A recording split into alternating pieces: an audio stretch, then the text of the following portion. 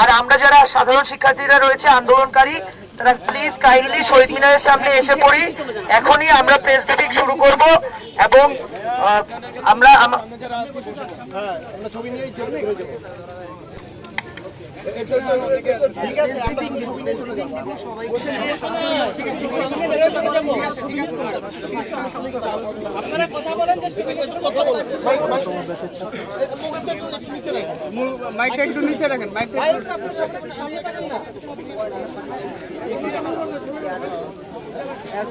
যারা যারা ক্যাম্পাসের আশেপাশে ঘোরাফেরা করছেন একটু কষ্ট করে সবাই এখনই শহীদ মিনারের সামনে এসে পড়েন। আমরা এক্ষুনি আমাদের প্রেস ব্রিফিংটি শুরু করতে যাচ্ছি।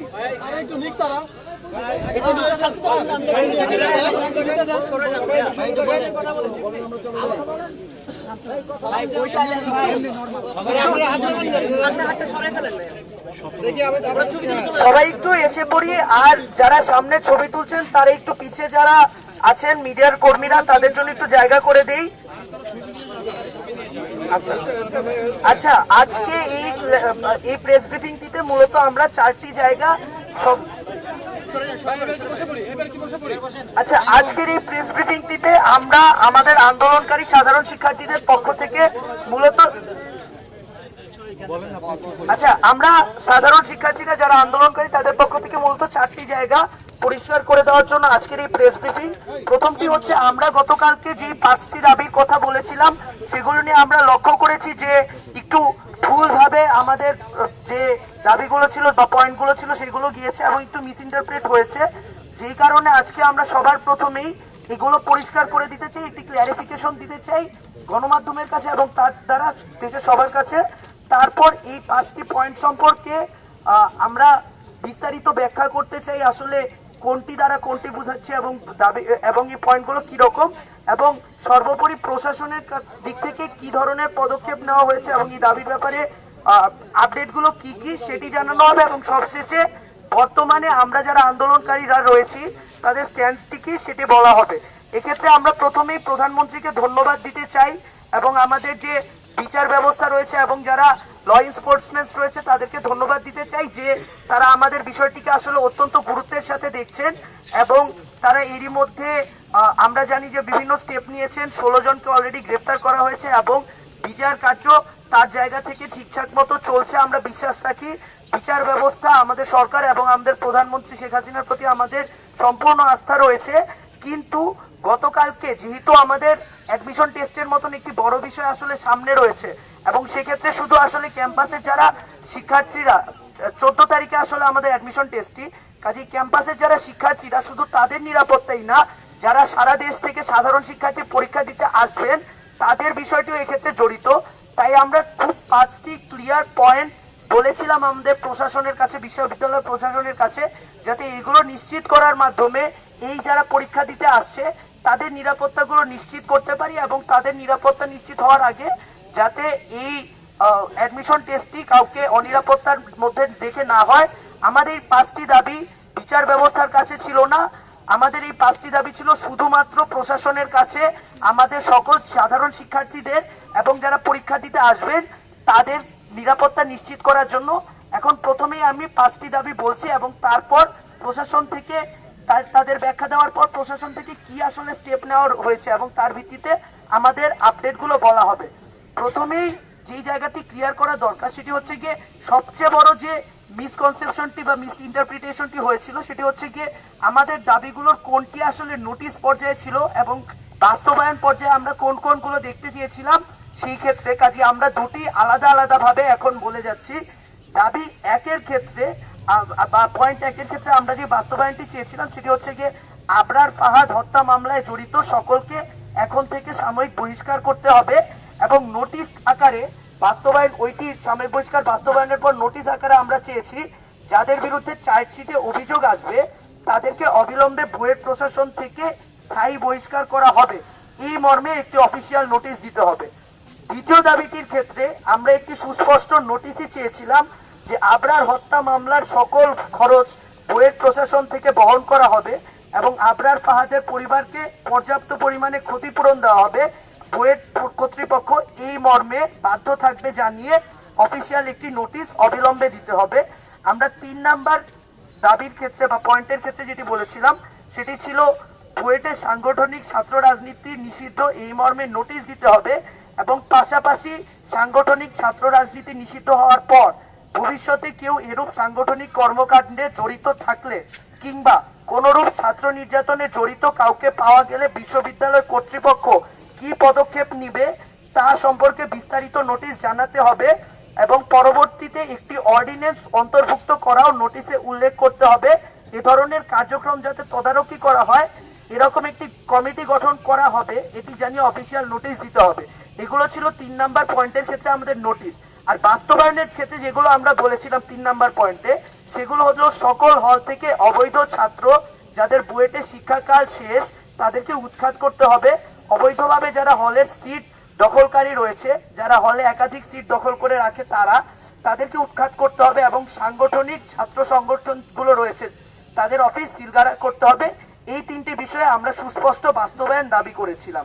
চতুর্থ পয়েন্টের ক্ষেত্রে আমরা নোটিশ আকারে চেয়েছিলাম যে আমরা বাস্তবায়ন দেখতে চেয়েছিলাম বিআইএসএস অ্যাকাউন্টে একটি কমন প্ল্যাটফর্ম যেখানে আমরা এরকম ছাত্র নির্যাতন, হয়রানি, র্যাগিং এরকম অভিযোগগুলো সুস্পষ্টভাবে জানাতে পারি এটির আমরা বাস্তবায়ন দেখতে চেয়েছিলাম এবং পাশাপাশি আমরা নোটিশে এটি দেখতে চেয়েছিলাম যে এই যে প্ল্যাটফর্মটি দেওয়া হচ্ছে তার পূর্ণ মনিটরিং করা হবে এবং শাস্তি বিধানের জন্য কমিটি গঠন করা হবে এটি জানিয়ে অবিলম্বে অফিসিয়াল নোটিশ দিতে হবে আমাদের এই কমন প্ল্যাটফর্মটি বাস্তবায়ন করে বিআইএস এ যোগ করার পরপরই। এবং পঞ্চম ক্ষেত্রে আমরা যেটি চেয়েছিলাম সেটি হচ্ছে গিয়ে প্রত্যেক হলের প্রত্যেক ফ্লোরের সকল উইং এর দুই পাশেই সিসিটিভি ক্যামেরা সংযুক্ত করতে হবে। এই সিসিটিভি ক্যামেরা সংযুক্ত করে বাস্তবায়ন করে আমাদের দেখাতে হবে এবং তারপর একটি সুস্পষ্ট অফিসিয়াল নোটিশ আসতে হবে যে অতি দ্রুত সিসিটিভি ফুটেজ সংরক্ষণের ব্যবস্থা করে সার্বক্ষণিক মনিটরিং নিশ্চিত করতে হবে এবং মনিটরিং পার্সোনেল নিয়োগের ক্ষেত্রে অফিসিয়াল নোটিশটি আমাদের দিতে হবে। এই পর্যায়ে এই 5টি দাবির সম্পর্কে ব্যাখ্যাগুলো যেটি আমাদের রয়েছে সেটি জানানো হবে এবং তারপর আসলে যে আপডেটগুলো এসেছে আমাদের বিশ্ববিদ্যালয় প্রশাসন থেকে সেটি সম্পর্কে বলা হবে। আচ্ছা, প্রথমে একটা জিনিস আমি একটু সুস্পষ্টভাবে বলতে চাই, স্পষ্ট করে বলতে চাই আমাদের আন্দোলন এখনো 10 দফা দাবি আদায়ের ব্যাপারেই। কিন্তু যে 12,000 ভর্তিচ্ছু পরীক্ষার্থী এবং তাদের অভিভাবকেরা বুয়েটে আসবেন তাদের সন্তানদের নিয়ে ভর্তি পরীক্ষার জন্য কেবল তাদের ভোগান্তির কথা ভেবেই যাতে তাদের সুবিধা হয় সেজন্য আমরা ক্যাম্পাসে একটি সুষ্ঠু পরিবেশ নিশ্চিত করার ব্যাপারে 5টি পয়েন্টে একমত হয়েছিলাম। অর্থাৎ এই 5টি পয়েন্ট পূরণ হলে আমরা ধরে নিব ক্যাম্পাসে ভর্তি পরীক্ষা নেওয়ার মতো পরিবেশ তৈরি হয়েছে। আরো বলে দিচ্ছি, যদি এই 5টি পয়েন্ট মেনে নেওয়া হয় এর মানে কিন্তু এই না যে আমাদের আন্দোলন থেমে যাচ্ছে, আমাদের আন্দোলন 10 দফা দাবিতেই হচ্ছে। এই 5টি পয়েন্ট আমরা কাদের প্রতি করছি? এই 5টি পয়েন্ট আমরা রাখছি আমাদের বিশ্ববিদ্যালয়ের প্রশাসনের কাছে। কারণ আপনারা যদি আমাদের 10 দফা দাবিগুলো দেখেন, 1 নাম্বার, 4 নাম্বার, 5 নাম্বার, এই 3টা দাবি হচ্ছে আইন প্রয়োগকারী সংস্থার উপর। ওদের বিচার কি হবে, চার্জশিট কবে দেওয়া হবে, সেই জিনিসগুলো প্রশাসনের ওদের কবে বিচার হবে, কবে চার্জশিট দেওয়া হবে সেটি সম্পূর্ণরূপে আইন প্রয়োগকারী সংস্থার উপর নির্ভরশীল। আমরা চাই বিচার দ্রুত হোক, তবে আমরা চাই না এই বিষয়ে কোনো চাপ তৈরি করতে, কারণ তাড়াহুড়া করে ভুল বিচার হোক সেটা আমরা চাই না। এবার আমি আপনাদের জানাতে চাই এখন পর্যন্ত কি কি আপডেট এসেছে।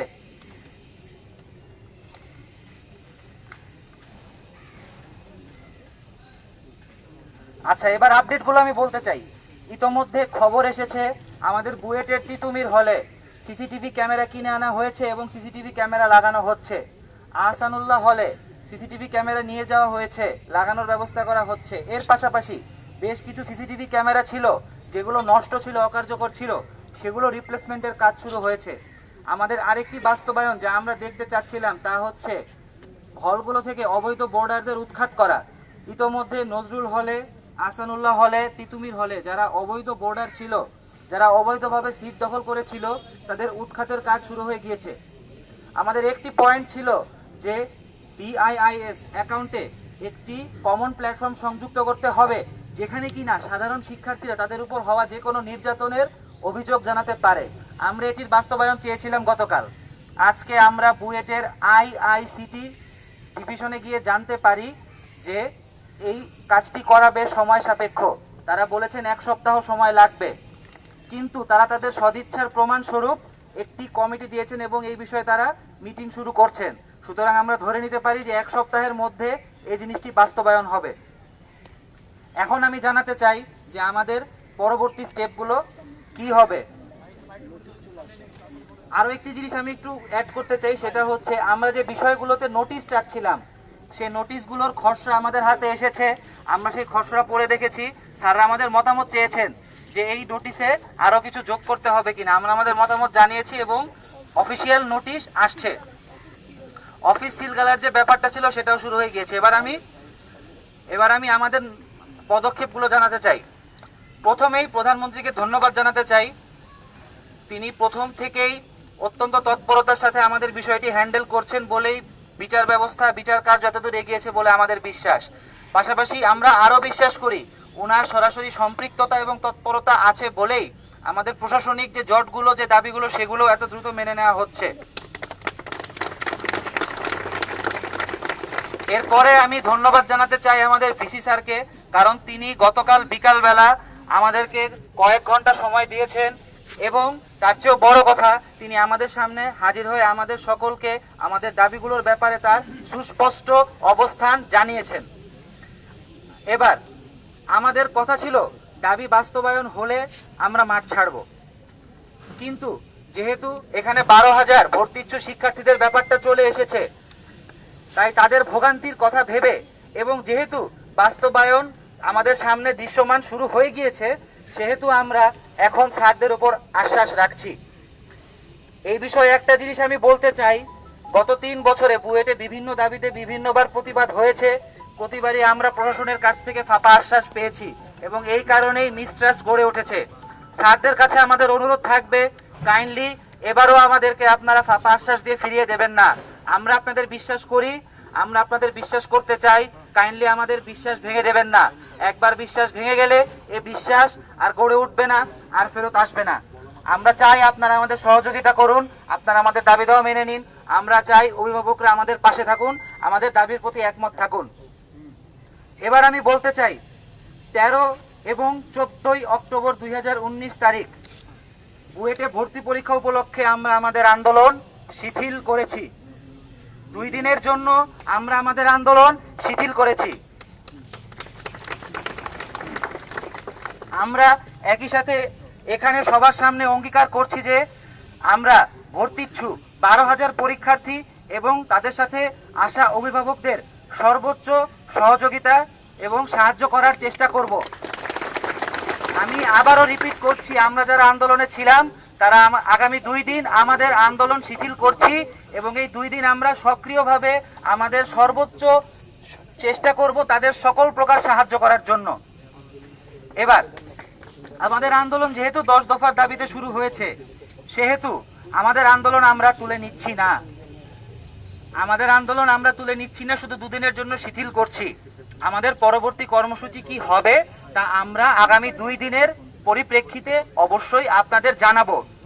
পাশাপাশি আমি কারেন্ট স্টুডেন্টদের উদ্দেশ্যে বলতে চাই, আমরা আগামী 2 দিন কিভাবে ভর্তি ইচ্ছুক শিক্ষার্থী এবং তাদের অভিভাবকদের সর্বোচ্চ সাহায্য করব সে ব্যাপারে একটি সিস্টেমেটিক উপায়ে তোমাদের সকলকে জানানো হবে।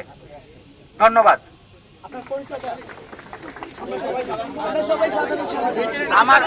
আমি বিশ্বাস করি এখানে আমার কোনো পরিচয় থাকার দরকার নাই, আমি সকলে সাধারণ শিক্ষার্থীদের অংশ। ধন্যবাদ। না, আমাদেরকে তো একজন নাম দিতে হবে। শিথিল হচ্ছে, শিথিল আমরা বলছি, আন্দোলন শিথিল হচ্ছে।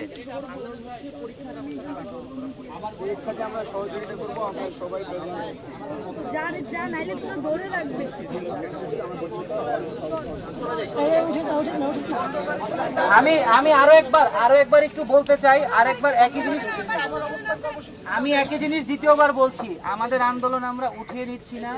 ভর্তি পরীক্ষার্থীদের সুবিধার কথা ভেবে তাদের জন্য ভোগান্তি না হয় সেজন্য আগামী 2 দিন শিথিল করছি এবং আমরা অবশ্যই আমাদের সর্বোচ্চ চেষ্টা করব ভর্তি পরীক্ষা দিতে আসা স্টুডেন্ট এবং অভিভাবকদের সর্বোচ্চ সাহায্য করার ব্যাপারে। 15 তারিখে আপনারা কি আবার বসবেন কিনা সেটা আমরা আগামী 2 দিন কি হয় তার পরিপ্রেক্ষিতে সবাই মিলে সিদ্ধান্ত নিয়ে জানাবো। Thank you. একটা নোটিস এখানে মিডিয়া নিউজ 24 আছে কিনা একটু কথা বলা লাগবে একটা নিউজ